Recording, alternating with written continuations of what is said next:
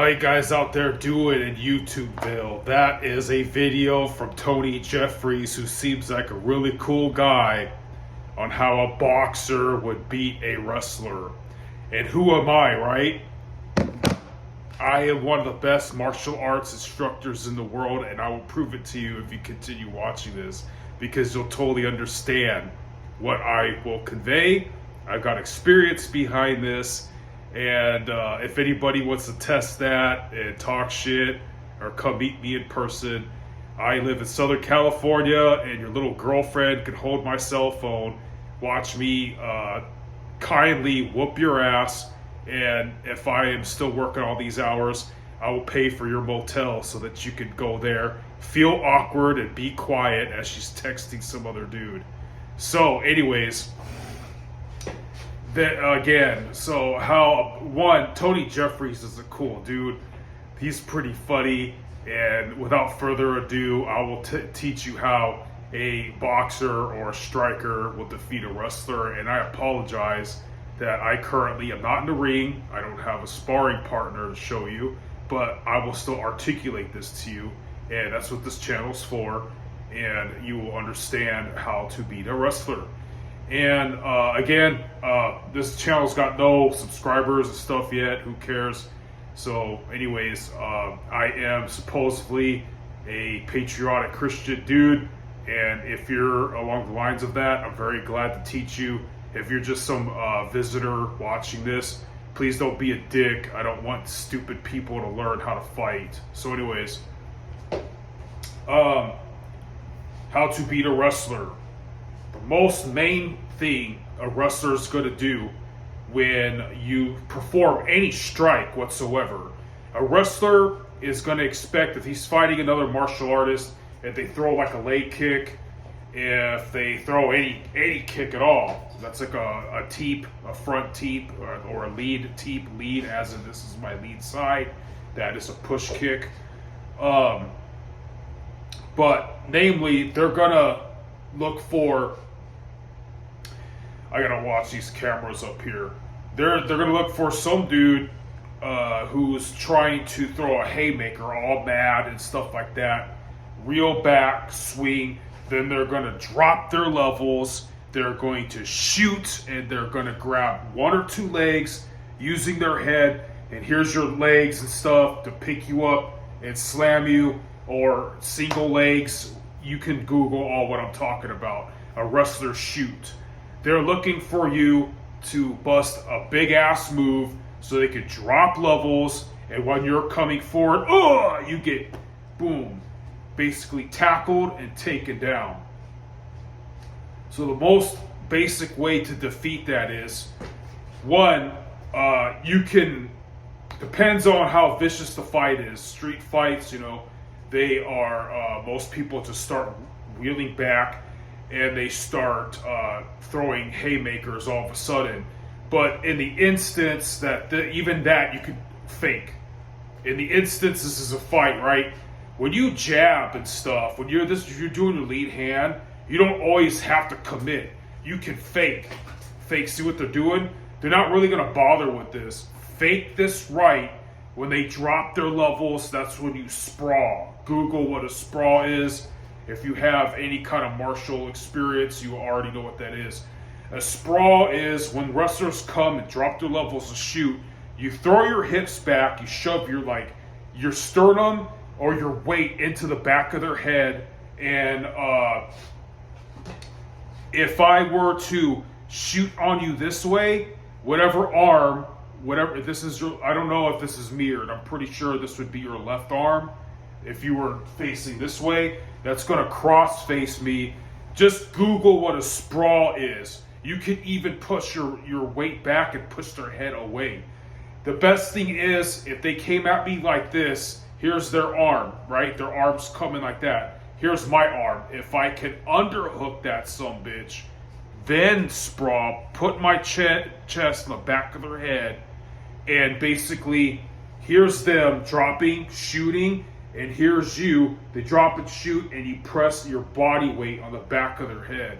So anyways, Google what all this shit is. You fake a right hand, they drop their levels, they go to shoot on you. and then you sprawl. Now here's the thing, they might be so tough and resilient, they get that shoot in.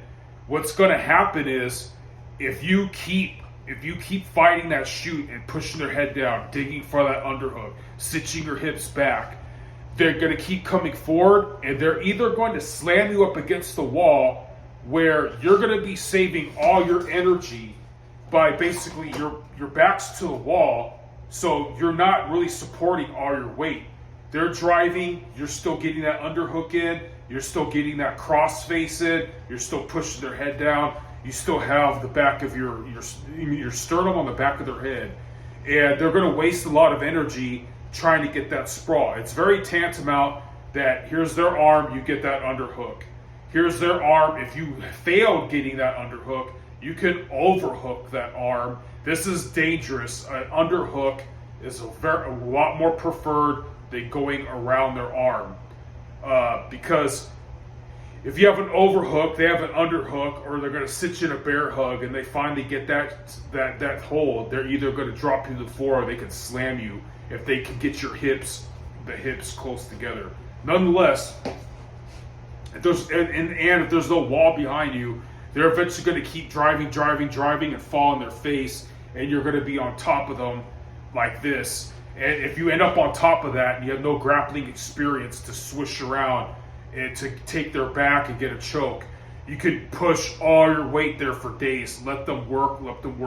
Sit all your weight to the back of their head and stuff like that, and you could pound their kidneys until they finally probably sit out. Once you feel them starting to escape and shit, like, just let them go, stand back up, and it resets. They're going to waste so much energy trying to take you down.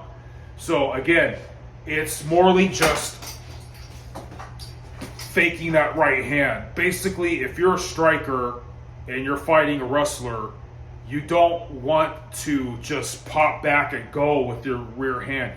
It's not gonna be the first go-to. It's more than likely you're gonna stand here and pop them with jabs. Again, they can shoot in on you if you jab like you really come forward. They might still be able to drop their levels. You can fake. You don't always have to move forward. If they're coming forward, you can pop them as you're going back. And again, there's more. If you follow this channel, I will eventually explain all this. You don't always have to jab like that. Like that was really fast, and you probably barely saw it. You can low, high. If you're not that fast, they don't know when. When, okay, I'll move back. See what you're doing. When, oh, I will step here to take a corner. Maybe they're there. Pop. Step back. Turn again. You don't always have to, with any martial arts, you don't want to keep moving back. After one or two steps moving back, cut a corner. Go this way or that way. And if you follow this channel, I will eventually show you the footwork and that entails. Okay? So, it's really common sense if you don't really think about it that hard. So, remember guys, it's feinting or faking. You can fake this. Like, if they're dumb enough to shoot on you here without you committing to something or going forward, you're already halfway there with that sprawl. They're waiting for you to go, boom, boom, and get taken down. That's what they're looking for. So again, pop them with jabs, make them think that you're really going to commit to this hand. You faked it. They sit down, sprawl, man. Sprawl on the back of their head. So anyways, yeah, again, you can ask any MMA coach that really gives a shit how valid this advice is, which I'm going to keep elaborating if you don't mind. Again, so let's go over that. You fake a big move, namely your rear hand. I'm an orthodox, so it'd be my right hand. If you're a southpaw, it's going to be your left. You fake it and time the sprawl. Now, you have to be careful because they might fake the shoot and you sprawled and now you're on the floor and they're standing up. If it's a street fight, they're going to try to kick you in the head. If it's MMA fight, or they're going to like they're gonna fake the shoot, you sprawl, now you're like on the floor. Like, you ever see football player drills that get down like that? That's what you just did. And then now they're gonna like rush in and try to take your back or smush you on the floor. So it's a chess game. You got to be careful of that. Be mindful of that. They're going for that tackle, and it's the beginning of the fight. They're going to have a lot of energy. You got to make them expend a lot of energy failing to take you down or to not take you down. Or if you get the jiu-jitsu class, they'll eventually show you how to get back up. So let me keep elaborating about MMA schools. So I know that there is some good martial artists out there, good as in like they have good attitudes or something like that, or they're good kids, and maybe they're going to go to the Army or the Marine Corps, or they're going to be like a service personnel, or maybe they're just people that are on some kind of fitness journey and they want to be a Renaissance man and be able to protect themselves and others. There's nothing wrong with that. But I always talk shit on MMA fighters because I'm always like, the way, here's how you become an MMA fighter, okay?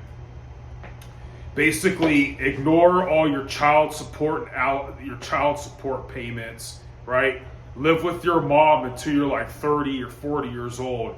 Spend all your money working at GameStop for like tattoos, mohawks, cool Hayabusa shorts, gym memberships, skimpy Muay Thai shorts, rash guards, right? Again, tattoos, a lifted truck or something. Then use your girlfriend, who is oblivious that you had 3 birthdays this year. Use her vehicle or her Xbox to talk to other chicks or to go meet them on Zeus or Plenty of Fish or something. Again, live with your mom till you're 80 years old to save money on your Dodge Charger and all your gear and all your tats. Ignore your child support payments.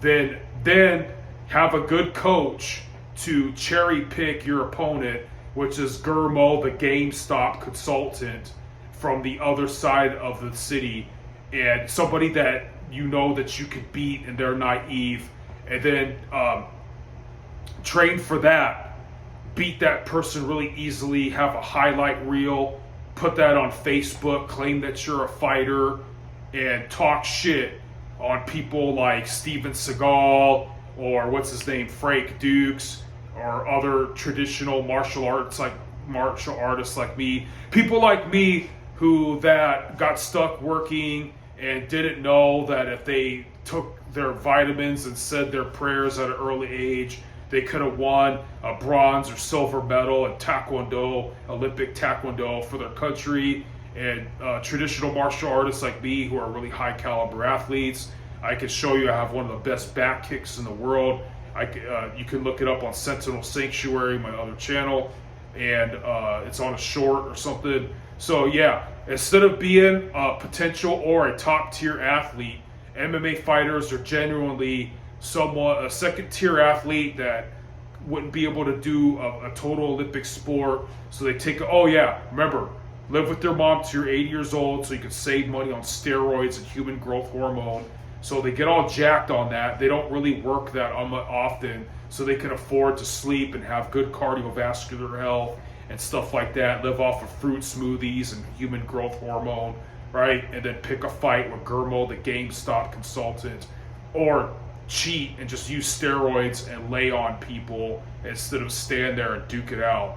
So just putting that out there, guys, that when you hear Mr. Joe Rogan and his DMT machine elf aliens and his flat earth buddy Eddie Bravo talk about how traditional martial arts are all phonies and stuff like that, just remember what I said, that MMA fighters can afford all the juice and all the steroids and all that kind of stuff from living with their mom till they're 80 years old to save all their money on human growth hormone and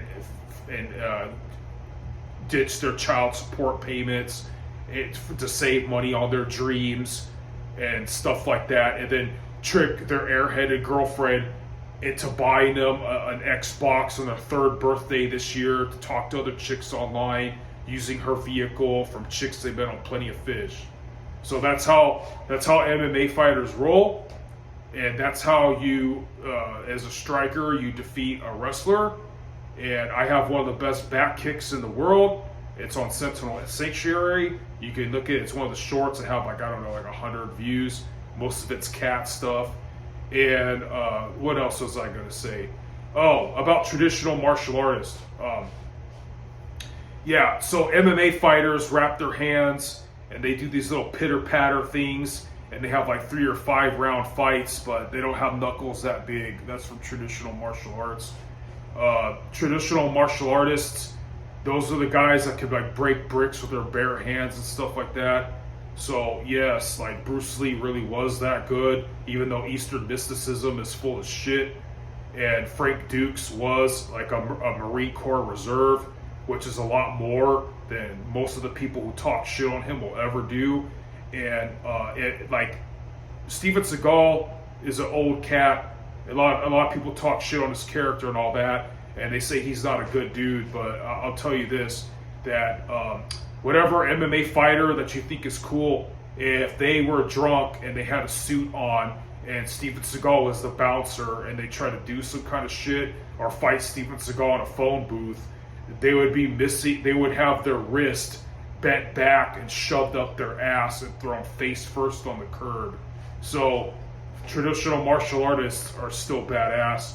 You guys have a good one. That's how MMA fighters roll. That's how you beat a wrestler, which usually MMA fighters are. There's some kid with anger issues that beats his mom and was a high school wrestler for 2 seconds, and then realizes he's a loser and he's pretty ignorant and has no other talent, so they live with their mom till they're 30 years old and ditch all their child support payments and save money on steroids to just lay on people and bore the shit out of all the women in the audience. But classical martial artists are actually world top tier athletes, and you have a good day.